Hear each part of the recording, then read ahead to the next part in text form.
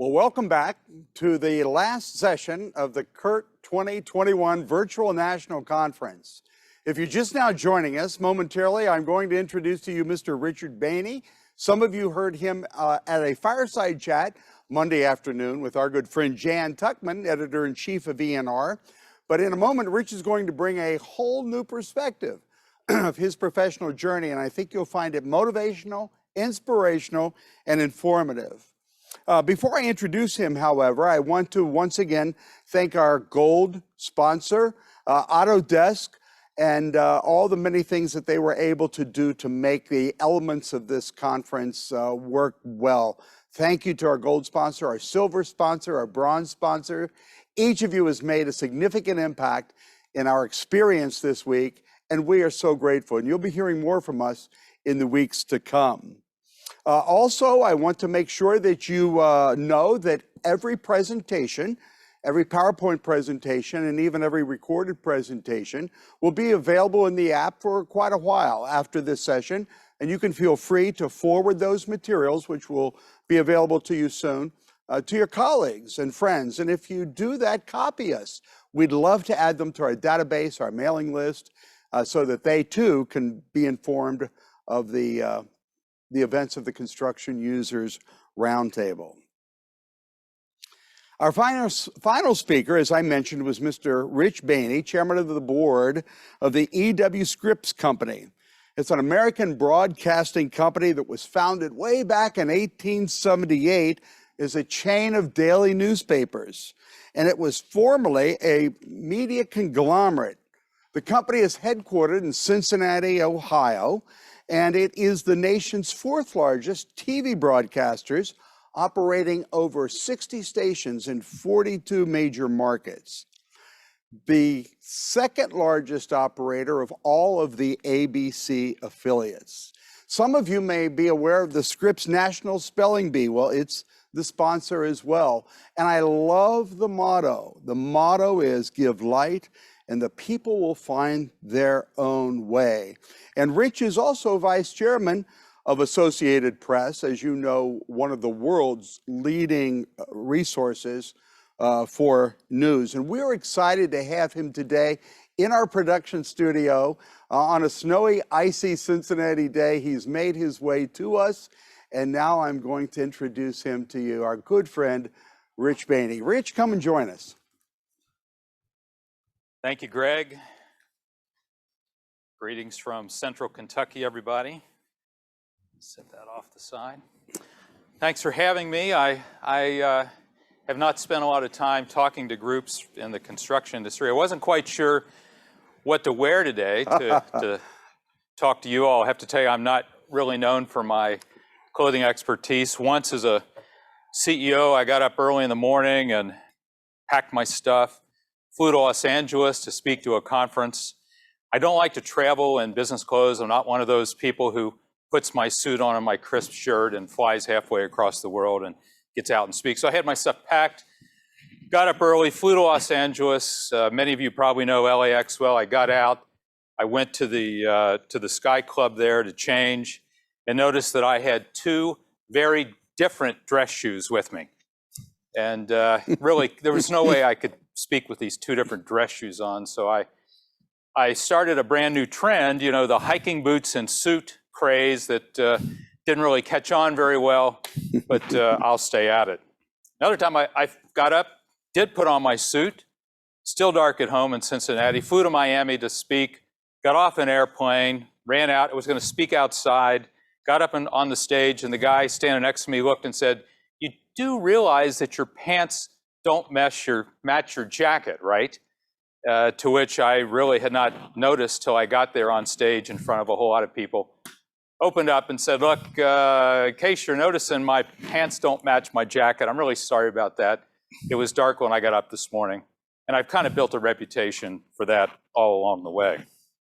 I'm going to try to do three things here very quickly this afternoon. One, talk a little bit about my career and how I guess I rolled off the turnip truck at just the right time. Two, I'll talk a little bit about Scripps and the media industry and what we do. It's so very different from what you all do. And then finally, give you some of my final thoughts on leadership and do my best to try to convince you that you are among a generation of very blessed and lucky leaders to be leading at this time. I'd also say I'm really envious of you all and what you do. You make real stuff. You build monuments to cultures, and you can sort of trace your beginnings back to that moment when Adam and Eve realized they needed a roof over their heads. It just goes so far back. I think about the places I visited over the years, places like Ephesus in Turkey and Angkor in Cambodia, and to see the construction and the thinking that went on, and just the fact that you can trace your business back like that absolutely fascinates me. It's so different than what I've done in mass media.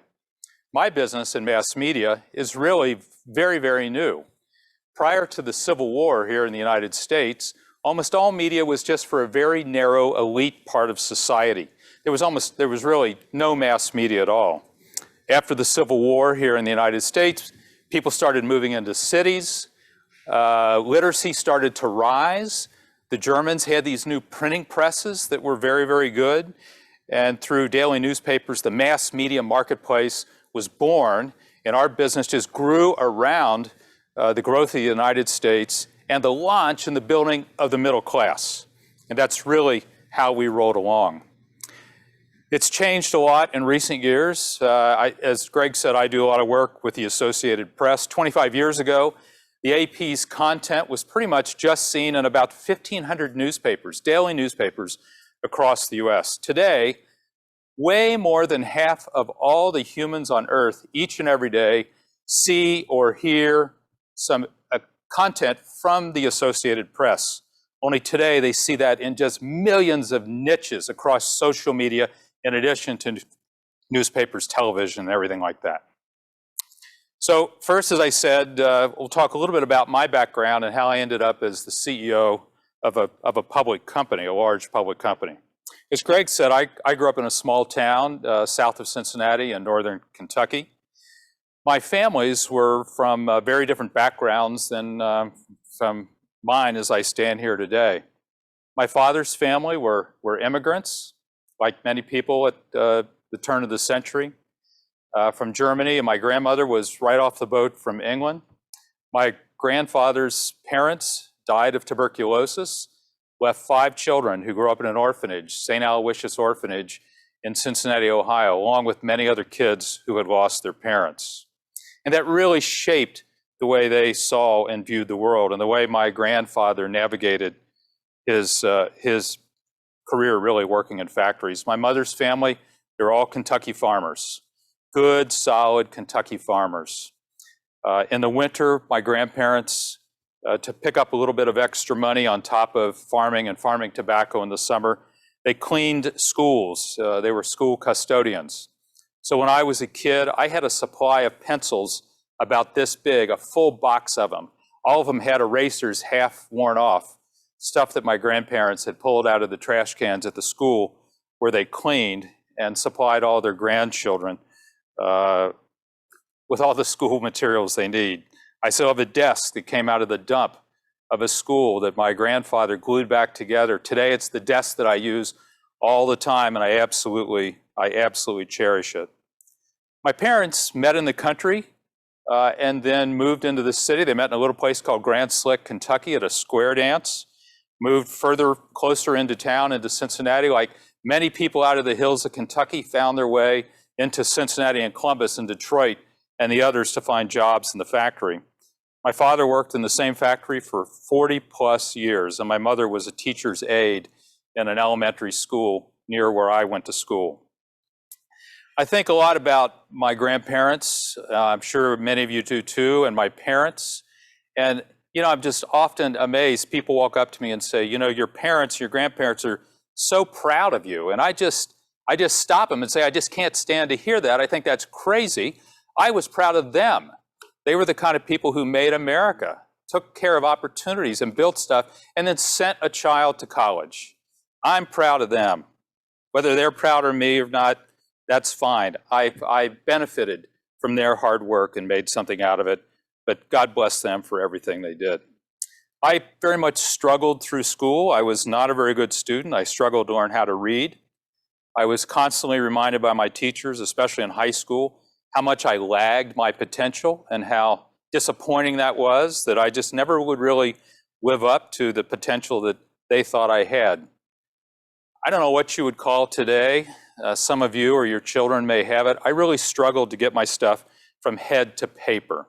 I just couldn't get it done. I eventually convinced myself I just couldn't do it. I wasn't smart enough. I wasn't able. My learning struggles were such that they were probably going to hold me back. And I pretty quickly convinced myself that that's just the way I was. Still, with a strong push from my parents, I was a first-generation college student in my family. Started school right out of high school, which was a terrible, terrible mistake. I don't know what I should have done for a year or two or three or four, but certainly what I shouldn't have done is gone and getting kicked out of college over and over and over again. At Northern Kentucky University, where I eventually graduated and where I have served in recent years as chairman of the Board of Regents, I stumbled, I got suspended, I got expelled. I tried to take my act to several other schools, which didn't do very well at all. And eventually I sort of ended up, I had somewhere around a 0.86 average, something like that. Many of you who I know are at this conference are fairly good at math and you've been through college, and you know that not many people win awards for having 0.86 averages. So I left school altogether, frustrated, bounced around, did a number of things, and finally, as Greg and others well know, I ended up in my 20s, I was a custodian at a YMCA in Florida. Now, there's absolutely nothing wrong with being a custodian at a YMCA in Florida. In fact, there are probably some of you thinking you put higher up on the honor scale a custodian at a YMCA than you would a journalist like me, and I fully understand that. But there was something else I wanted to do. I wanted to be a journalist. I had grown up as just an incredible devouring news at every source. I read every newspaper I could get. I watched Walter Cronkite in the evening. I loved the storytelling and the opportunity to influence the world. So there, as I say, I was a custodian at a YMCA,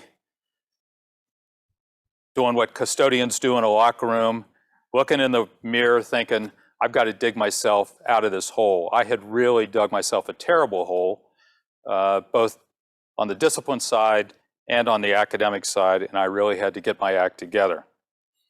Nobody would take me at the time because of the antics that I had in my records. So I eventually got on my knees, returned back to where I'd started at Northern Kentucky University, walked in again and said, I'm here, I'm telling you this time I've actually grown up. I really mean it. I'm going to clean up my act. I'm looking for one more chance. As luck would have it, a young admissions officer sitting across the desk from me listened to my story, allowed me to sign a contract saying that I would meet these thresholds for grades. And if I didn't meet those thresholds, I really never had a right to darken that door again. I signed that academic agreement. I think the sheer terror of what I'd been through the last couple of years, thinking I would never get the opportunity to achieve my dream, got me a little back on track. Plus, I was old enough and I'd kind of learned my learning style. I think in schools today, we do a much better job of helping kids understand their learning styles. So I took as many hours as I could, repeating F's and D's as much as I could. At one period, I was on the dean's list and still on probation, all at the same time, because my average was still very low, but I was clicking off very good grades in the current semesters. Took me a few years, taking as many classes as I could, finally saw the D's and F's cross the A's and B's, pulled my average up to whatever was required, I think a 2.6, 2.9 in my major, and I applied for graduation in 1981. One of the things I'd really like to say here, I'm probably not the only comeback story at this conference. I trust there are many of you out there, and if not you, some of your kids who have had experience that's very similar to mine. Young men in particular, and young women, you know, in many ways, you're like I always tell people, you're like a bottle rocket with a short stick. When it's lit, you really never know where it's going to go. And I was a really good example of that. I really hope as leaders, because I hear it all the time, leaders talk about how disappointed they are in their children. I mean, you can sit with them at dinner or having a drink, and I think for some reason leaders feel that they have to tell other leaders, if it's the case, how they're disappointed in their children, how their children don't measure up to what they expected. That is just so incredibly hurtful and harmful and stupid. And as many of us know, there is an opportunity, and there are many opportunities to come back, and I really hope that you'll support your kids, especially those that maybe aren't quite on the same track. I set both of my kids down when they were about 16 and said, you know, there's really no reason for you to feel compelled to repeat the pattern of your parents' lives. Whatever you want to do is fine. If you choose to live in a box under a bridge, I'll support you, provided you do it by choice. And that's how I've tried to help support them. So I made my way back and built my career, but I have a son who was a high school dropout, who came home and said, I'm afraid he's too much like his father, and just said, I'm not going to do it anymore. I'm not going back. I've had it. I really don't like it. Dropped out of high school. Today, that son is an outstanding high school teacher. He's a leader in education. He's an author of children's book, and he's a very talented artist as well, and has done absolutely fantastic. I'll tell you one of the really fun things at a party. You all go to some of the same kind of parties I do with a lot of successful people. And I love it when I'm sitting at a party and somebody says, you know, I can't remember, what year did your son graduate from high school? I say, oh, he didn't graduate. My son was a high school dropout.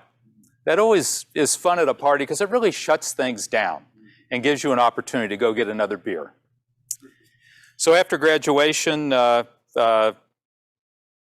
started to work as a reporter. And before I leave the university, I also want to make sure with you all and make a strong plug for this nation's public universities. The public universities, this is where each and every day we sort of pinch the pipeline of privilege, and we insert other people into those paths for opportunities. The university where I serve and where I went to school today, more than half the students are first-generation college students. Well more than half are women. Well more than half are over the age of 22. They're not traditional college students. We have people who are on second and third chances. We have single moms who are trying to get a degree.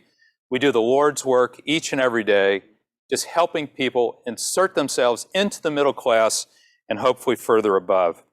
I really hope you'll do your best to support the public universities in this nation, because they're the ones that really give kids opportunity like me, and hopefully and probably like some of you. So after I graduated, in fact, the day I graduated, I worked that night.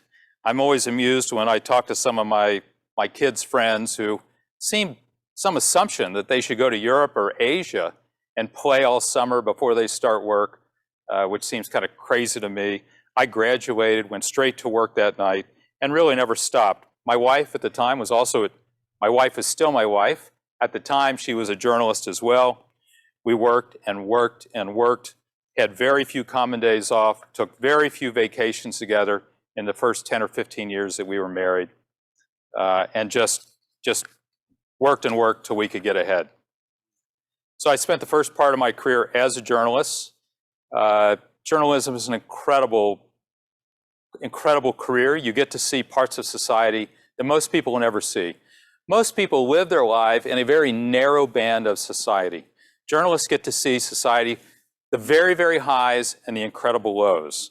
So during my career, I've interviewed presidents and been to the White House. I interviewed a lot of murderers, covered all kinds of different policies. The highlight of my career, the main part of my career, was covering the capital markets as a Wall Street reporter, roaming the floor on the New York Stock Exchange, the trading floors up and down Wall Street, and covering economic policy in DC. People ask me often, what was one of your favorite stories you ever covered? I have way too many favorite stories. So many were just incredibly fantastic. I'll tell you two very quickly. One has an awful lot to do with construction. I got to follow the nuclear energy industry as the nuclear plants were beginning to roll out here in the United States. And I was visiting a particularly troubled nuclear plant, having trouble getting online. Construction costs were just massively out of control. It was a big mess. And taking a tour one day, I was in the situation room that they had there, and all the telephones were lined up that you would use to call somebody if you had an emergency. So you had the NRC and all the other federal agencies and everybody you would need if there was any kind of problem. Sitting right in the middle of that table was a phone with a little tag on it that said the Bethel Fire Department. The Bethel Fire Department had no professionals, volunteers. Their firehouse was probably 2 miles from the plant. And I always wondered, if you had to use that phone, what would you tell them other than run? I know, what would you do with the Bethel Fire Department? But my really favorite story that I wrote some years ago, I had the opportunity, I heard about a couple. It was a veteran with one leg and his wife. He had lost his job. He worked for a large company making shoes, and production had been moved overseas. He was so saddened and determined by it. When he got let go at the plant, he took his life savings and rented a great big factory building that had been abandoned in a small town near the Ohio River. He and his wife mortgaged everything they can. They bought shoemaking equipment, much of which was available because production had moved overseas. And they were determined on their own to rekindle the production of shoes in the United States. I walked into this enormous factory, all kinds of big shoemaking equipment, and two people, this veteran with one leg and his wife, making shoes. They made one for women, one for men, and one for children. What were their chances of making it? Not a chance in hell. They had no chance of making it.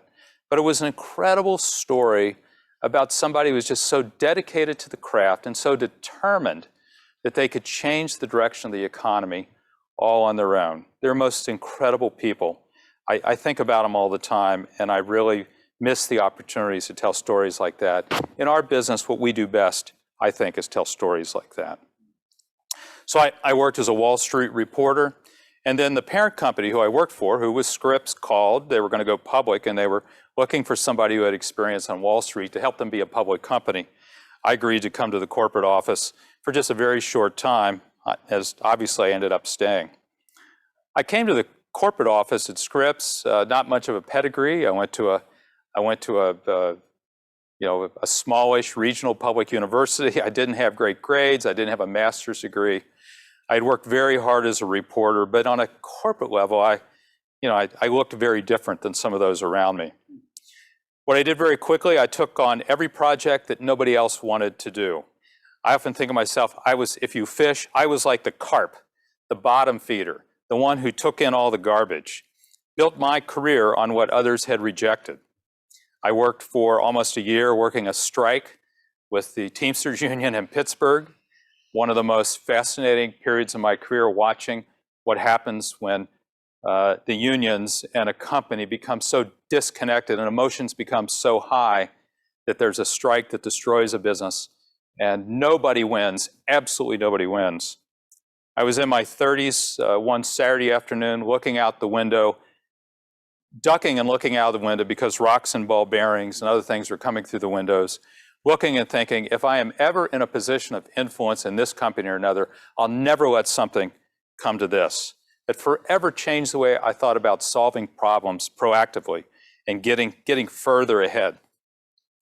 I worked in California trying to battle regulators of cable television. I worked with a bunch of other startup companies that we were partnered with. I once had an opportunity to sit down with Ted Turner, who some of you are probably familiar with, one of the legends in our media business. We had some money invested with him. We were working on a business together. I was a nobody sitting in the corner. It was just he and I for a few minutes. He said, "Rich, if you ever have some money, make sure and decide how to give it away. Because if you don't, some dumbass government employee is going to take it and give it away for you." And I thought that was great advice, and I've tried to follow it as much as I can. So I worked at Scripps, worked my way up. As I say, I raised my hand when others didn't, went places where nobody else wanted to go, and built my career on those kinds of opportunities. Then, one day, a stroke of dumb luck came my way. One of my very best friends in the company was another young exec, a guy named Ken Lowe. He'd been a radio DJ. We both ended up at the corporate office. We were both young, often sitting in the back, wondering why no one had yet spotted our brilliance and moved us to the front instead of the back of the room and given us more responsibility. Well, you know, Ken told me he had an idea for a cable network. He said, I have this idea for a cable network about homes and gardens. And I laughed. I said, Ken, 24 hours a day of grass growing and paint drying? I mean, who's going to watch something like that? That just sounds absolutely crazy. But we went several sessions, ate a lot of chicken out of a bucket and drank some beer, and Ken laid out for a few of us his idea for HGTV, for home and garden television. Ken Lowe is like, hopefully some of you and others you've worked with, who can just see around the corners. Ken could see that our industry was changing very quickly. Cable TV, some of you might remember, was strung because of bad reception off of broadcast towers. It was really never meant to be a platform all its own. 15 or 20 years after it had been there, people said, now wait a minute, we could actually put specialty things on cable. Along came CNN, MTV, HGTV, and some others, and cable became a platform all its own. Ken could really see around corners and see the fragmentation and the specialization of television in a very different way. I signed on very quickly and went with Ken and a couple others. We convinced the board of the Scripps company to provide funding. Ken spent a lot of his time building the business. I spent a lot of my time trying to convince the shareholders of Scripps, the public shareholders, and the family shareholders that we really did know what we were doing. So it was really my job to convince, cajole, sometimes trick our bosses into backing the idea. HGTV launched in 1995, and after about 2.5, almost 3 years, was profitable, and we went on from there. Then in 1995, late 95, we had homes and gardens. We sort of understood that part of the business. And this little network came available called the Food Network, based in New York, very New York-esque. And we saw the opportunity to add another category to our business, homes, gardens, foods. Unfortunately, our bosses at Scripps were not near as excited as we were. You know, we had this HGTV thing, which was a very small piece of the company, losing money at that point, really not doing all, you know, not yet the HGTV that we know today. And the board turned us down at least 3 times. Just said, you know, y'all are crazy. You're wanting to pay a lot of money for something that doesn't make any money, believing that you can create real value for our owners. I was absolutely belligerent about it and pushed and pushed and pushed. And finally, they gave us permission. We bought the Food Network and added that, and then went on from there, DIY, and we added the others. And it was absolutely fantastic. It was my opportunity to be part of the revolution in the company, to help remake it for a next generation and turn it into something very, very different. I think the real point, and some of you may have been through this, what I did is I bet my career on my friend's idea. I just so believed in it. I was willing to take myself out of a secure position in the company and really put all my cards, all my marbles, all my bets on my friend's idea, because I thought it was that good. I really didn't worry that much about the risk to myself personally. I felt like I can feed my family. This thing is worth the risk, and on we went. There were so many detractors inside our company at the time, so many people who didn't want this new startup business inside a big corporation to succeed, and I'm sure you all see it every single day. A few years ago, I was on a trip with the chairman and CEO of a very large grocery store company based here in the United States, and we were talking about what it's like to try to change companies from within. It's extremely hard to change companies from within. He was telling me what it was like when at this very large grocery store company, somebody came in and said, we should put like a drugstore inside the grocery store. And people just lost their minds, said, oh my gosh, you can't do that. It'll just ruin everything we do. It's against our mojo. We can't do that. That's just not the direction to go. And they fought and they fought and they fought. And as it turns out, gas has turned into be a pretty good drugs have been a pretty good project. As he said, it was the same thing, only harder when somebody proposed that we should sell gasoline through a grocery store. And finally, they gave in and did it. But the point is, it is very hard to change a company from within, which is why I often talk about the need for what are real revolutions inside of companies. We'll talk about that in just a couple minutes. So after we did HGTV and Food Network and built this division, and our shareholders at that point were happy and had benefited, for some reason, the board of directors of Scripps decided that they should hand the company to us. So in just a stunning, stunning development, certainly for everybody else in the company, the board jumped over 2 generations of managers and handed the company to myself and to Ken Lowe. Ken Lowe was made CEO and I was executive vice president. And they said, you all have done great. You have long runways. You're very entrepreneurial. Go ahead and let's see what you can do. What's amazing to me, if you think about it at that point, and Ken Lowe comes from a very similar background to mine, coming from families of farmers and factory workers. America is still the place where in one generation, somebody can go from being a family of factory workers and farmers to being the CEO, the leaders of a large public company.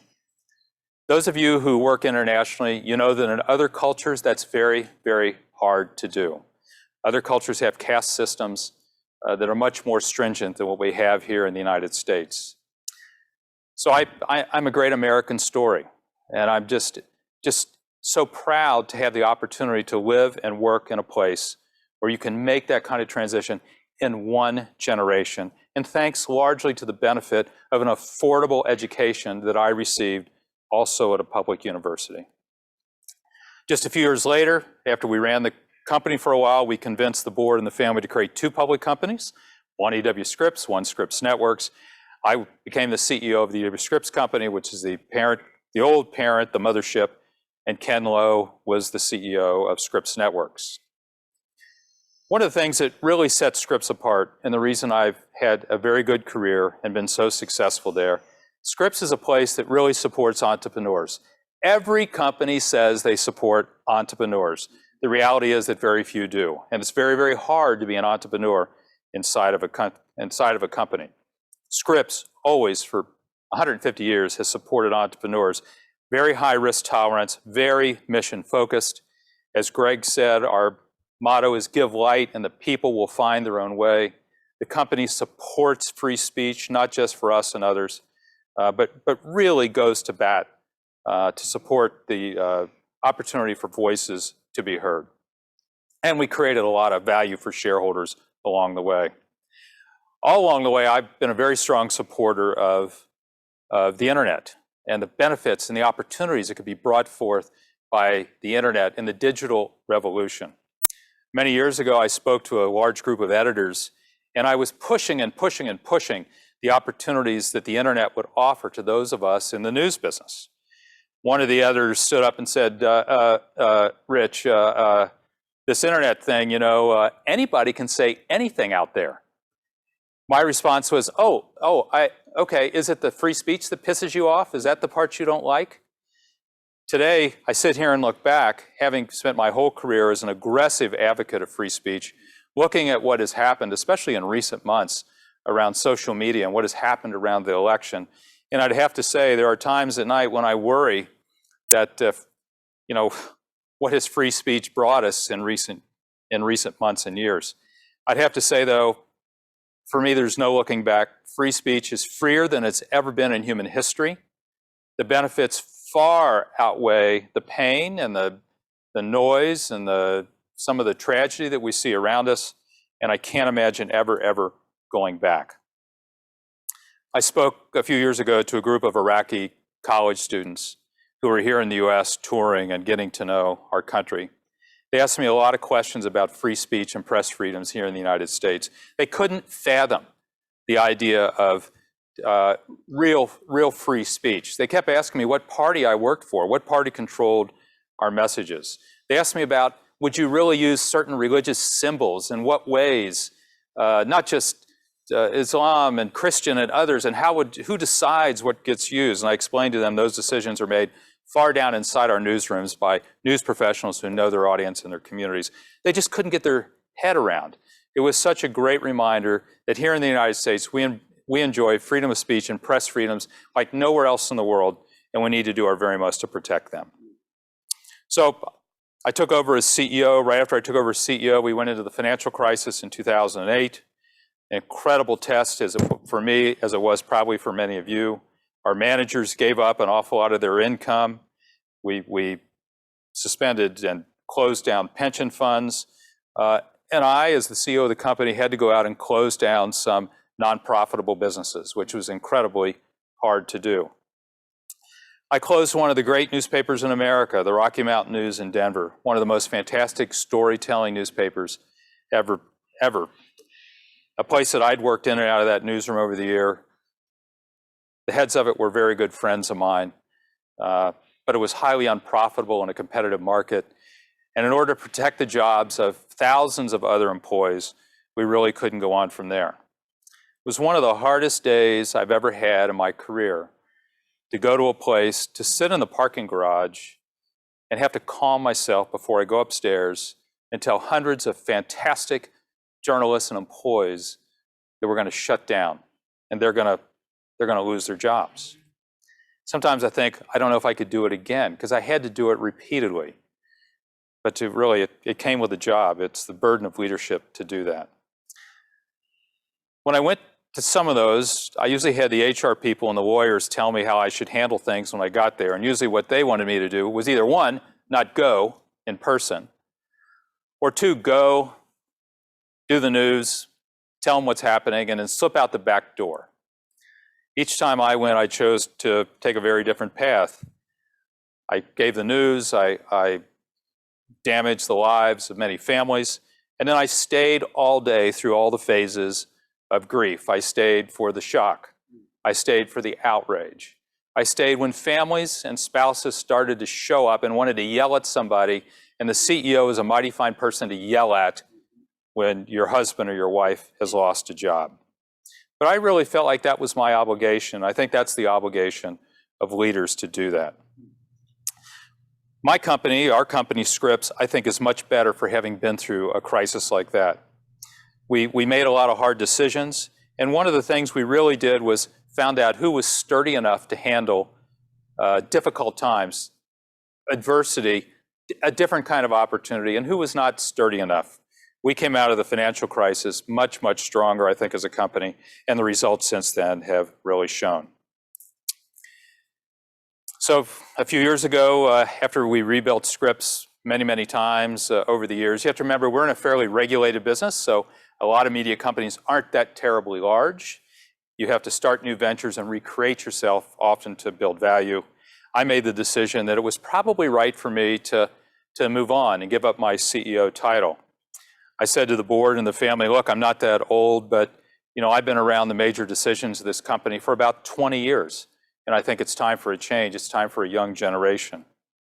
So I retired as CEO. We did the exact same thing again. Took a guy who was not running one of our divisions. He was running one of our entrepreneurial business, but he's just so fantastic and smart. His name is Adam Simpson. He's a great leader. We promoted him to CEO, and he has done, in the last couple of years, an absolutely fantastic job. I stayed on as chairman of the company, at least for now, and we'll see. So before I want to transition and give you my thoughts on leadership, I want to tell you what I think has really made a big difference for me in my career, and hopefully it's helpful for you. I know my limitations. I understand where I'm strong and where I'm not. For example, I'm really good in transitions. I'm really good when things are moving and things are uncertain. I am terrible in a steady state period of time. When you're sort of looking and saying, okay, revenues are going to go up 7% a year. How do we get them to 7.5% or 8%? And how do we expand the margin a little bit? I am terrible at that. And our board has often talked about if something's not broken, don't let Rich anywhere near it, because he's probably going to break it, or he's going to try to break it and try to create some sort of transition if one is not needed. I'm terribly counterintuitive, and I'm very contrarian. And I understand that, and I really know my limitations, and I've made sure and surround myself with people and work with people who are nothing like me, who challenge me and, and laugh at me, and make sure that I understand the strengths and the weaknesses of my leadership. And it's worked out really well. So let me transition quickly. I want to, before we go, talk a little bit about my views on leadership. Inside our company, Scripps, and other places, I often talk about a handbook for revolution, leading organizational change in uncertain environments from the very lonely top. And as many of you probably know who are here at this conference today, it is many times extremely lonely at the top, and people don't understand it unless they've ever been there. So let's take a look. These are just some of the things that I really are a proponent of when you think about leadership in uncertain environments, and boy, are we in an uncertain environment. First and most important, never waste a crisis. Never, ever waste a crisis. A crisis is the best time to make organizational change. It's the best time to put it to your competitors. It's the best opportunity to move to places that you never thought before. And I've always been a proponent, if a crisis is not available, find a way to introduce some instability into your operation. You have to get people just slightly uncomfortable up out of their chairs, because one thing we all know for sure, a lot of people really hate change. Most people hate change. A few people tolerate change. And then there are those of you who are true leaders who embrace it and understand that change and crisis and instability is the opportunity to make changes like never before. Never, ever waste a crisis. Don't ever play defense during a crisis. Second, you have to identify your leaders, your managers, and your mercenaries. Those are three very different kinds of groups of people. You probably know who your leaders are and who they're going to be, and you got to support and build your leaders. You have to also support your managers, the people that keep all the trains running on time. They're not going to be leaders. They're not cut out for it. They're just a little too black and white. But they're great managers, and you have to support them. And then there are the mercenaries. I've always been an advocate of getting rid of all the mercenaries in your company. Mercenaries are people who really are very indifferent to whether they're sitting in your chair or in somebody else's chair. It really doesn't matter to them at all, as long as they get the car when they want to get the car, the vacation home when they want to get the vacation home, the next home. They're really in it just for themselves. Mercenaries have their role. I'm not going to say they're never useful, but if you can replace mercenaries with people who have a sense of purpose, who believe in what you do, you know, that 100%, you get 125% back from people who have a dedication to what you're going to do versus those mercenaries. At Scripps as CEO, in my job description, talking to employees, I often said one of my most important roles is to run all the mercenaries out of the company. The human resources people really never did like that, but I really thought it was true, and I thought it was important. So I went ahead and did it. Really understand how those people, who's in what category, and I would still advise, get rid of the mercenaries. Refine your long-term strategy. This is something that I believe that you all in your industry could teach me more about. You know, make sure you have things that have clear beginnings, middles, and ends. You all work in a marketplace that's so tangible. You have to have this. In my business, it's much more vapor, things you can't touch, things you can't see, things you can't hold. It's a lot harder. I got a feeling you're better at this than I'll ever be. Clarify your mission. I love reading mission statements. Almost all of them are just the most insane gobbledygook, most of them built by committees.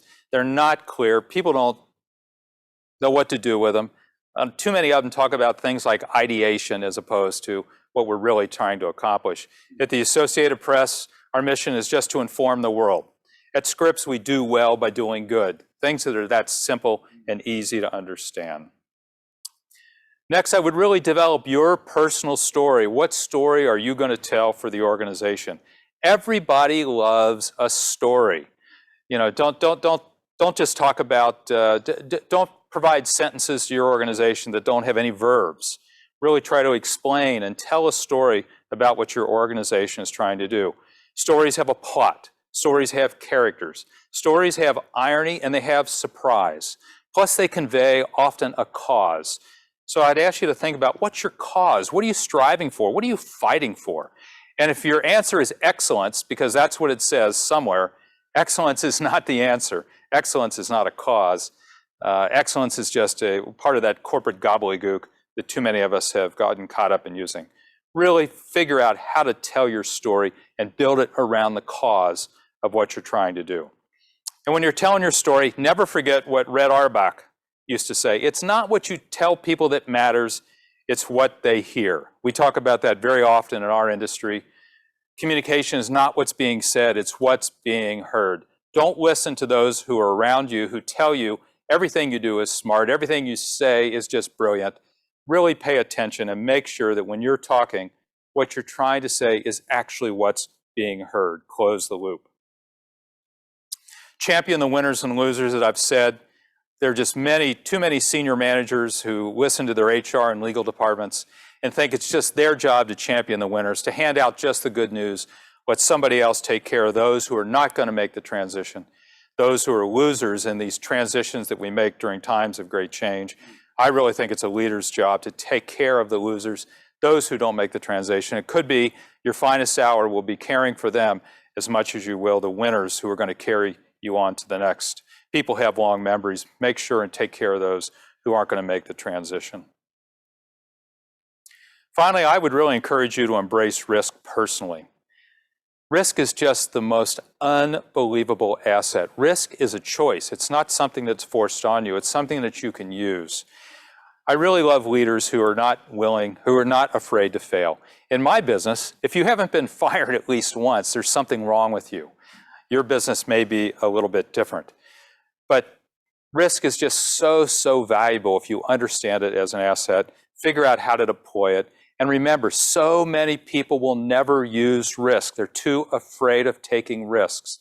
If you can embrace it personally in your career as part of your assets, part of your toolbox, it can really pay incredible benefits. Don't be afraid to fail.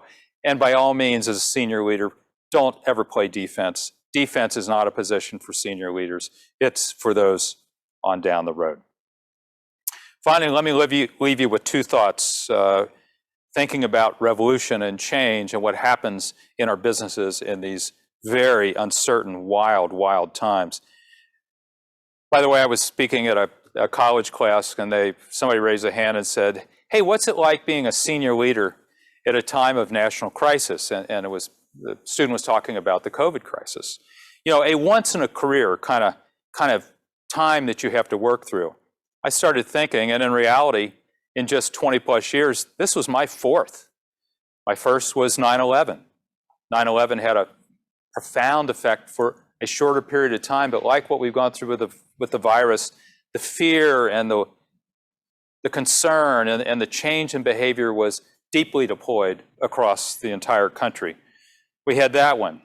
Next was the financial crisis of 2008. Unbelievable. Many people, I think, just don't realize how close this country was to full collapse. We might have been living in caves and carrying guns if not things had been rescued by those who made some very tough decisions. Next came the racial reckoning that we saw just starting last year. That's going to maybe change America in ways for the better, finally. And then finally, COVID and what has happened. And we're far from the end of it. But I think it was interesting for students to understand that these things come along like a bus. And just when you think everything's stable, another crisis comes along, another opportunity for us to take advantage of uncertain times to make critical and important change. So let me leave you with just two final thoughts. One, I'm a big fan of author Peter Bernstein. He wrote a great book called Against the Gods, The History of Risk. If you've not read it, pick it up. It's really tremendous. He's, like me, sort of a fan of chaos theory, and he says, you know, in a world of chaos, wildness is always waiting to show itself. That's absolutely true. This COVID crisis, by no means, for those of us who lead and choose to make decisions, this will be nowhere near the end. Many other things will come along that we have to lead through. We have to help people through. We have to help them with their lives. finally, just I think a great word for people who are senior leaders in any organization from John Locke. So in the greatest parts of our concernment, God has afforded us only the twilight. I'll leave you with this. Great leaders are made, great leaders thrive in the twilight, not in the black and white, not in the certain, but in the twilight when it's very difficult to see, and people need leadership from folks like you. With that, I'll stop and thank you so much for having me today. Rich, it's been a real joy to hear you once again. For those who know me, you know I like to take notes on folks, and I'd like to invite you to take a seat. We've got a few questions and like to probe a little bit. If you have a question, just type it in the chat box, and the folks in the control room will inform me that it's in there, and we'll lob it over to Rich and do a little deeper dive. We've got some time here to do that. But I want to thank you personally for a terrific, motivating, inspiration, intriguing, insightful. I don't know what other kinds of adjectives I can come up with. But I really want to thank you. I'm glad you didn't say confusing. It was not confusing at all. And I want to thank you. It was a wonderful way to end this conference. We find ourselves in an industry fraught with risk and ripe for change. Yeah. In an industry fraught with risk, overinsured, lots of redundant spending, high costs, low margins, and ripe for change, as you heard a little bit in our JV discussion the other day. What are the watch outs, and what do those of us who are leaders need to be watching out for as we go down this path? We've already embarked, but we're not at the first train stop yet. Thoughts? Sure. I from what you describe, and I don't know your industry intimately well, but it sounds like what you're ripe for is change from the outside. Those who develop new models, who incursions from the rebels from the outside who can come in and really disrupt your business. I don't know if you're seeing much of that yet, but everything you describe, very similar to the way media was 20 years ago, very similar to the way higher ed is today, and many other industries. That change, there are probably some people running along parallel to you, watching what you're doing, looking for that opportunity to hop over the fence, you know, and take your breakfast. And I think I would probably look outside and try to figure out who's the lunatic who's saying that they can reform and change my business. It could be they've got some ideas that could be very valuable. Well, you know, I'm kind of looking at that guy right now. You're one of the guys that we're going to feed from, and I wouldn't call you a lunatic. I'd call you a very smart and experienced fellow. But this is an example. We want to hear from those who have experienced disruptions and who have created, like HGTV and the Food Network and other things you're a part of. These are the kind of folks that we need to tap into, ladies and gentlemen, as we move down this track. Let me ask you this question. You mentioned that overcoming hardship was key and that college isn't for everyone. What would you say to those of us who have kids, college kids who are struggling to find their way? And as parents, you know, that weighs heavy on our hearts. We're burdened by that. And we want to see our kids do well and be well and do good, as you said. Any advice for the moms and dads out there as they coach and mentor their kids? Well, the first advice I would have would be to just look at yourself in the mirror, examine yourself, and see if you can accept the reality that there are many different definitions of success. And I assume most people who are with us today have a definition of success. I assume everybody here is probably very successful, but there are a lot of definitions of success. I think we need to accept that, especially in our kids. I was kind of stunned when my sons both said, you know, you're a great dad, but you've worked constantly, you've left vacations, you've, you know, just done things that have been very disruptive to our family. Are there other ways? Are there other definitions of success? But I'd say where you start is you got to accept there are a lot of definitions of success. And most of us probably have one that's fairly narrow. Interesting.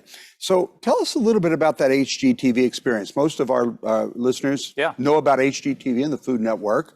And if I recall, you were rejected a couple of times by the board, and it was the family that really kind of came to the rescue.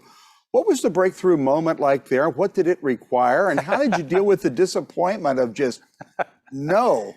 The biggest challenge was the internal resistance from other people who were either jealous or wanted a part of it, or thought, wait a minute, they're going to take some of my cash flow away, and they're going to spend it on this new venture. Everybody sees that internally, right? The battle for capital inside of an organization is very difficult. The breakthrough moment when we had taken Ken Lowe's idea and created this presentation, he was going to make this pitch, and we went to the board and talked to him about this opportunity.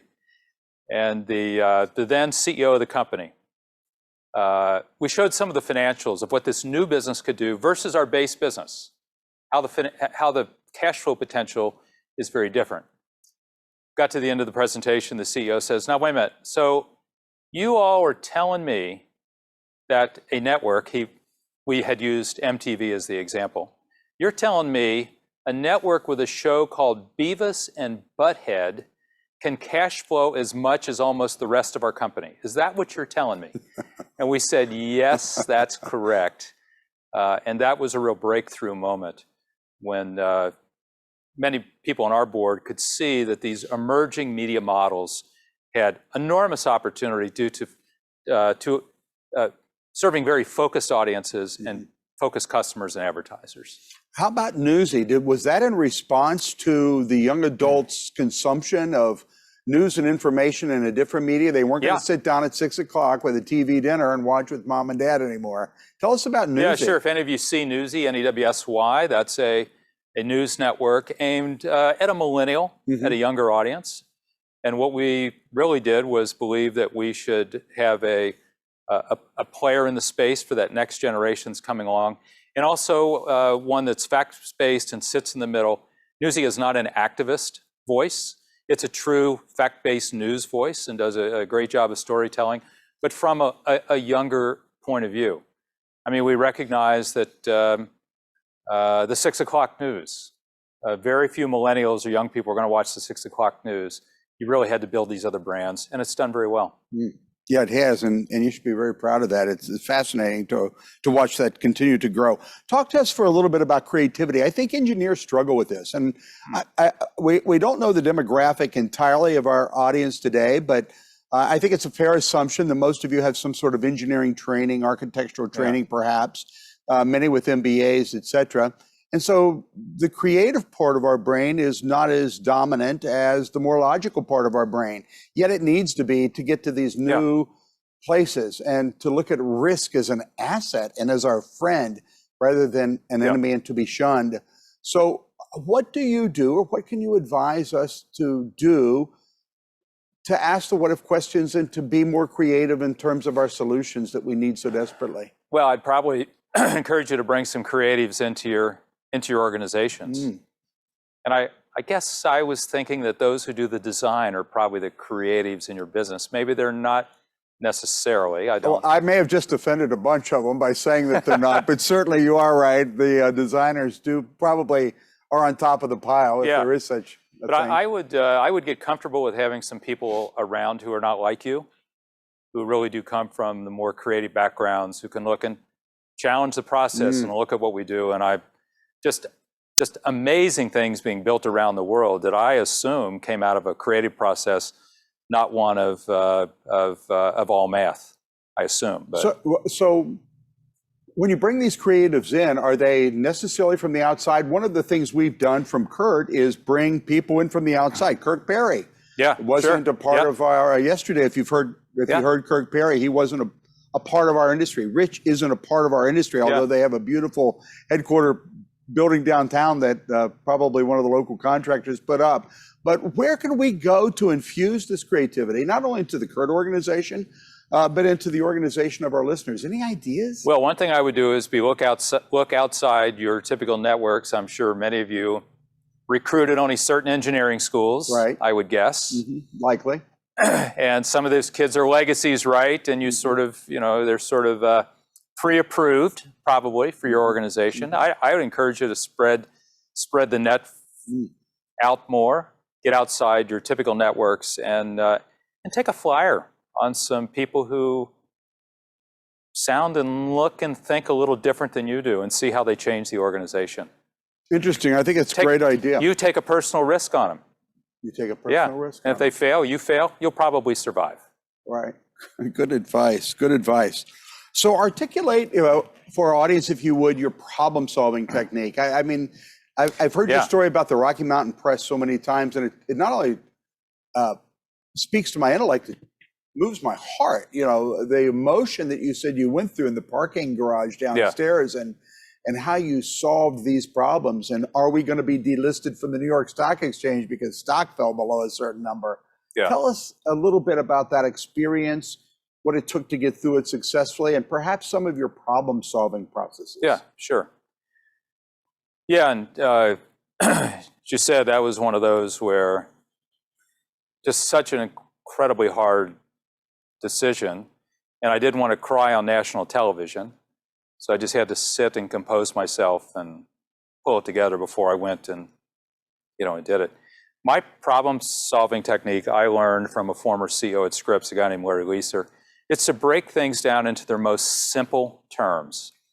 All of us sit in meetings with a lot of people who are determined to make everything complicated. And the longer the meeting goes, the more complicated they try to make it.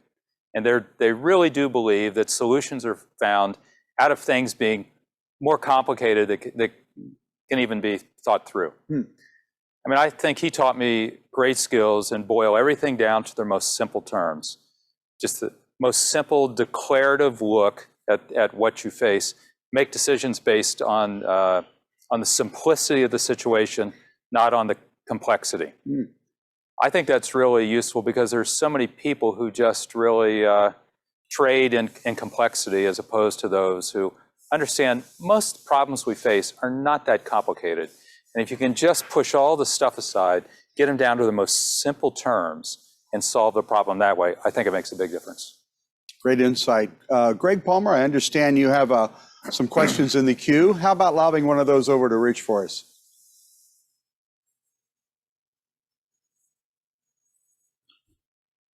Certainly. How can you motivate colleagues and employees who have become complacent or are just phoning it in? Yeah. How do you motivate people who are just phoning it in? Well, it could be they need to phone it in somewhere else. I mean, unless you think you've been doing something that it's your fault that they're just, if it's your fault they're just phoning it in, then you're the one that needs to bring about the change and find a way to motivate. But if there are people who are, for some reason, just not motivated, maybe some of the mercenaries that I talked about earlier, could be they don't belong in your organization.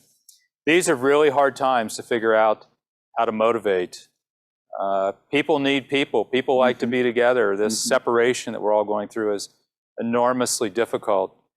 You can try to do it through compensation. You can try to do it through recognition. But it's very, very difficult right now. I think I would probably find a group of people who maybe understand the problem more directly and ask them. Good insight. I think one of the other challenges that some of our listeners have, most of us, not all of us, but most of us are at least mid-career and senior in our career, maybe winding down our career. And I think that all of us get to that point in life, perhaps it's an inflection point, Rich, where you need to do some deep soul searching about, we've only got so many more trips around the sun. Where to from here? Did you reach I won't call it a midlife crisis, but did you reach a point in your career and in your journey where you had to do some pretty intensive self-reflection to decide go, no go from here? Or was that ever part of your experience? No, I almost left Scripps seriously twice. No kidding. And had other opportunities and, really thought that maybe I had, hit the wall there and there wouldn't be opportunities. I listened to some of my friends and turned around and dug back in, and it really did pay off. As you and I have talked about, I've been doing some of that recently. I'll be 65 in a few months, and I've thought an awful lot about, do I want to just do what I've always done on a light basis, or do I want an opportunity to do something entirely different? I'm a weekend farmer, in rural Kentucky. I don't know, maybe maybe the best way to spend the next stretch is trying to master farming and production versus free speech and journalism. Kentucky's a great spot to do that, isn't it? It is. Life's very short, though. Don't.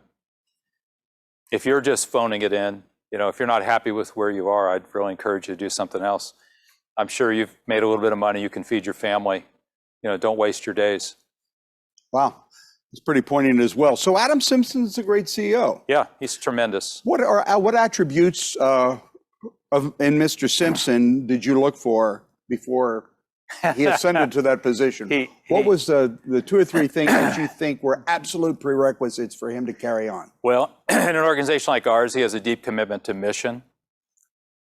He's an aggressive free speech advocate. He's a former journalist, just like myself, who's now the CEO of the company. He's very impatient. As people often tell me that I use patience as a weapon.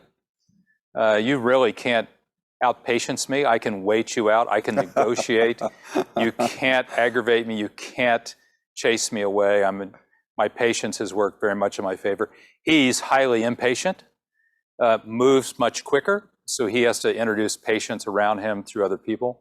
I think at the moment we were in with some changes in our industry, his level of impatience and his curiosity was just right for the times we're in. He's very different than I am. I love him to death. I was just so thrilled to propose him as my successor, even though we're just not a lot alike in many, many ways. Fascinating. So I think we have another question or two, Greg. I'm here. What's another one?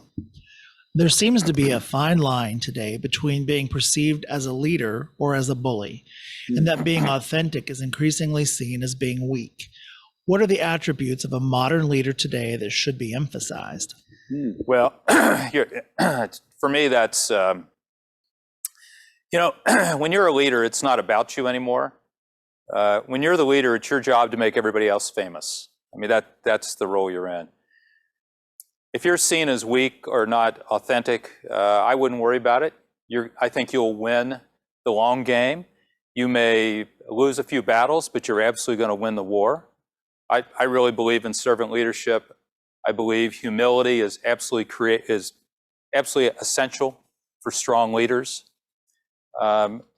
Understanding that leaders put the needs of others before their own. I think that's an absolute requirement.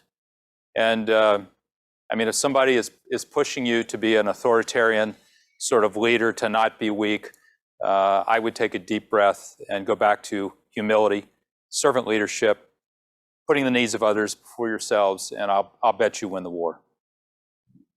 Interesting insight. Greg, is there another question in the queue? And by the way, if you're just joining us, or if you're wondering where we are on our timeline, this is the last several moments of the day, and we want to take advantage of this terrific leader from the media side of things that's bringing us some insight and understanding and some really provocative things to take home. Greg, another question?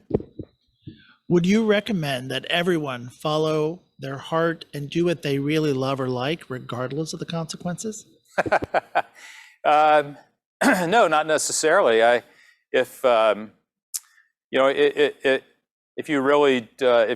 you like to eat more than ramen noodles, then obviously you're going to have to sometimes balance passions with where your heart takes you.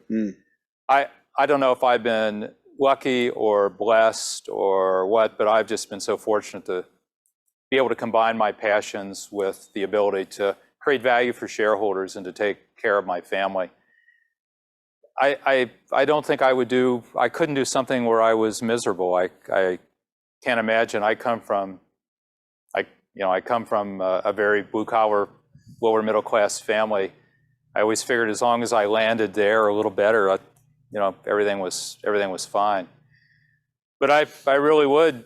There are plenty of ways to make money and pursue most dreams. I really just would not be miserable. Life is just awfully short for to just trade and being miserable. Sure is. There was another question or so, Greg, and by the way, if you're listening, we're going to take a few more minutes, extend our time. There's no more activity, And it's just now 4:30-ish. So Greg, what's another question in line for our guest today? You mentioned that free speech has never been freer. That doesn't always seem clear. Can you comment on how Twitter, Amazon Web Services, and other social media giants are suppressing speech that they may not support? Yeah, sure. And to start with, I'm not sure whether they support it or not, you know, and these are big organizations, and there are all kinds of different people in them, and some support it, some don't. I don't really think that's necessarily the point. If you think about what happened in our business was highly regulated, and then the internet came along and exploded and moved so quickly that regulation was unable to catch up with it. So today you have these very large tech companies that are privately owned. These are private networks. These are not public airwaves or public avenues. They own these channels. These are their channels.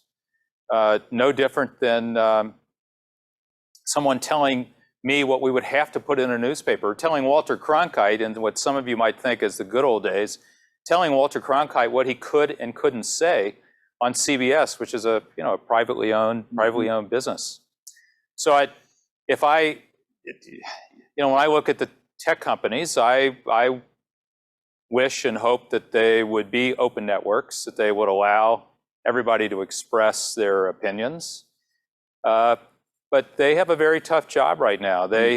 Those networks have been platforms for communication that have at times been very destructive and worrisome, and they're trying to wrestle with it. These are very new businesses and very new networks. They got to figure out what to do. I hope they remain open, and if you really look at those platforms today, there's everything imaginable across them, right and left and center. But they're trying to make these decisions as they go. Don't forget, anybody that has a different opinion, you can express it on television. There's a lot of other ways to do that. But still, by and large, if you look, I mean, free speech has never been like it is today, not even close. And I believe what we have is the foundations for a better world, thanks to that. Appreciate that insight. We've been talking to Richard Boehne, chairman of the board, former CEO of the E.W. Scripps Company, one of the largest media organizations in the country, and I dare say the world, and also the vice chairman of Associated Press. The purpose of inviting Rich was also to introduce and infuse some new thinking into the way we problem solve and the challenges our industry presents and what we can do both personally and professionally and as a community of industry leaders to move the needle and provide more construction for the money, more value to our communities. And as we improve the person, you improve the company. As you improve the company, you improve that product or service. As that happens, the community's enriched. And as communities change and are enriched, we change the world one person at a time. As the E.W. Scripps motto was many, many decades ago and remains, give the people light and they will find their own way. And perhaps that's a mantra we need to take up as well, giving light to those who are newcomers to our business and giving light to other resources that we might be able to use together, sharing our perspectives, sharing our experiences, and sharing our resources. As we end our 2021 Virtual National Conference, I want to thank you for joining us these past 3 afternoons. Next week, after our office has a chance to polish up some of these presentations and PowerPoints, we'll send you an email with a link to all of these things. You can feel free to share them. Rich's PowerPoint will be available as others who have shared throughout the past 3 days. And we also hope to connect with you several times this year. Our next time together will be in May here in Cincinnati. It will be a face-to-face event, barring any unforeseen interruptions. So plan on that. I've shared the dates with you several times. They're also to be found at our CURT.org website. As I said the other day, every single human being, everybody, I believe has a moral and ethical responsibility to contribute something good to the world. And if not now, when? And if not in the industry, but life's placed you where? And we are truly better together. And we hope that you'll take the perspectives, experiences, and resources that you've gleaned from these past 3 afternoons and be history makers and game changers. The world's desperately waiting for your leadership, where you are with what you have. Thank you once again for joining us for the 2021 CURT National Conference. Take care of yourself and each other.